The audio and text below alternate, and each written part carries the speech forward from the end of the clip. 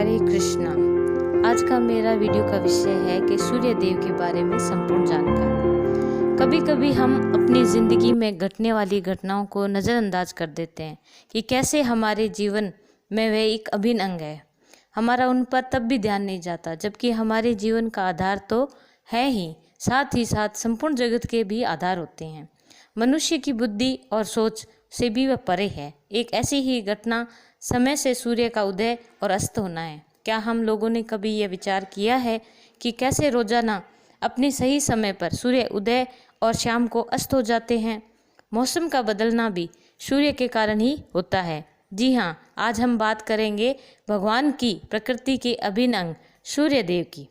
सूर्य पर अनेक कविताएं और कहावतें, प्रेरणादायक बातें बनी हुई है। जैसे सूर्य की तरह अगर आप चमकना चाहते हैं तो आपको सूर्य की तरह तपना पड़ेगा। तो सूर्य हमारे जीवन में एक महत्वपूर्ण भूमिका निभाते हैं। हम बचपन से पढ़ते आ रहे हैं कि सूर्य सौर मंडल का केंद्र बिंदु है और सारे ग्रह उसके चारों तरफ चक्कर लगाते हैं। सूर्य अपनी परिधि में घूमते हुए 365 दिनों में पृथ्वी की परिक्रमा को पूर्ण करते हैं। हमारी धरती का पोषण सूर्य द्वारा ही संभव होता है। सारी प्रकृति को जीवन शक्ति सूर्य द्वारा ही मिलती है। जहाँ सूर्य की किरणें कम पड़ती हैं वहाँ सर्दी होती है, जहाँ सूर्य की किरणें सीधे पड़ती है वहाँ गर्मी होती है। सूर्य के अधिक ताप से परेशान होकर मनुष्य भगवान को याद करता है कि हे भगवान, गर्मी को कम कर दो। तब सूर्य समुद्र से जल वाष्प के रूप में खींचते हुए बादलों में पानी बनाकर वर्षा करा देते हैं। तब चारों तरफ गर्मी से राहत मिलती है। जल ही जीवन है। जल चक्र को हम और आप सभी जानते हैं, क्योंकि पूरा सूर्य कृपा से ही होता है और जल ही वर्षा है। सूर्य साधारण मनुष्य को सुख प्रदान करता है। मनुष्य स्वास्थ्य के लिए भी सूर्य पर ही निर्भर होता है, जैसे कि सूर्य प्राणायाम, योग, व्यायाम, जिससे शरीर का हर अंग ऊर्जावान होता है, हष्ट पुष्ट होता है। सूर्य देव गीता में भगवान बताते हैं कि आदित्यों में वे विष्णु हैं और ज्योतिर्पुंज में वे सूर्य हैं। सूर्य भगवान का तेज है, इसीलिए सूर्य नारायण का ही रूप है। सूर्य नारायण सूर्य देव हैं और सूर्य भगवान विष्णु की आंखें हैं, जिससे वे मनुष्य के कर्मों का साक्ष्य दर्शन करके मनुष्य के कर्मों का हिसाब किताब करते हैं। सूर्य की अनुपस्थिति में संसार अंधकार में हो जाता है। सूर्य की तुलना ज्ञान से की गई है, क्योंकि जैसे ही सूर्य उदय होता है अज्ञान रूपी अंधकार भी मिट जाता है।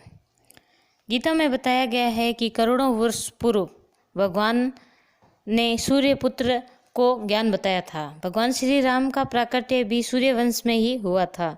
भगवान कृष्ण को सूर्य के समान बताया गया है कि माया रूपी अंधकार को मिटाकर भक्ति रूपी प्रकाश प्रदान करेंगे। सूर्य के उदय और अस्त होने की ऐसी प्रक्रिया हमें बताते हैं कि कैसे एक एक करके हमारे दिन, हमारी आयु घटती जा रही है। सूर्य को देखते ही हमें भगवान का स्मरण आना चाहिए, जिससे हमारा दिन तो अच्छा जाता ही है, अंधकार भी दूर होकर प्रकाश का ज्ञान हमारे भीतर समाहित होता है। ये तो थी सूर्य देव के बारे में जानकारी। अब सूर्य देव की पूजा कैसे करें उसके बारे में बहुत ही सरल है। एक तांबे के पात्र में साफ जल लेकर उसमें मिश्री, चीनी, अक्षत, लाल रोली, लाल पुष्प, गंगा जल की कुछ बूंदें और पुष्प चाय कोई आपके पास उपलब्ध हो वो, और कुछ भी नहीं हो तो सीधा जल भी आप ले सकते हैं। और सुबह जल्दी 7 से 8 बजे के पहले जल सूर्य को अर्घ्य दें। हमेशा जल देते समय हमारे दोनों हाथ सीधे ऊपर की तरफ होने चाहिए और ओम सूर्याय नमः बोलते हुए भगवान विष्णु का ध्यान करते हुए उन्हें जल अर्पित करें। ध्यान रहे जल सीधे आपके पैरों में ना आए, किसी भी पात्र या फिर किसी पौधे में ही पड़े। अपने स्थान पर खड़े खड़े ही सूर्य भगवान की 3 परिक्रमा लगाएं। और एक बात, नीम के पेड़ में सूर्य भगवान का वास बताया गया है, तभी तो नीम नारायण कहलाता है। अगर आप रविवार सूर्य देव का व्रत करते हैं तो उनकी कथा सुननी चाहिए और सूर्य देव को जल अर्पित करने के साथ साथ नीम में भी जल देना चाहिए।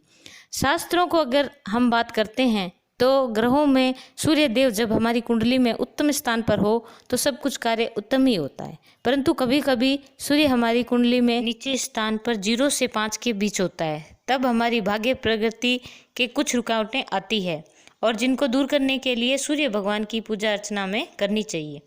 उससे आपके अपने कार्य सारे सिद्ध हो जाते हैं। सूर्य पूजन करते समय भगवान श्री हरि विष्णु का ध्यान मन में रखकर अगर आप पूजन संपन्न करते हैं तो श्री हरि का हमें आशीर्वाद प्राप्त होता है। तो बोलिए हरे कृष्णा, जय जय नारायण नारायण हरि हरि।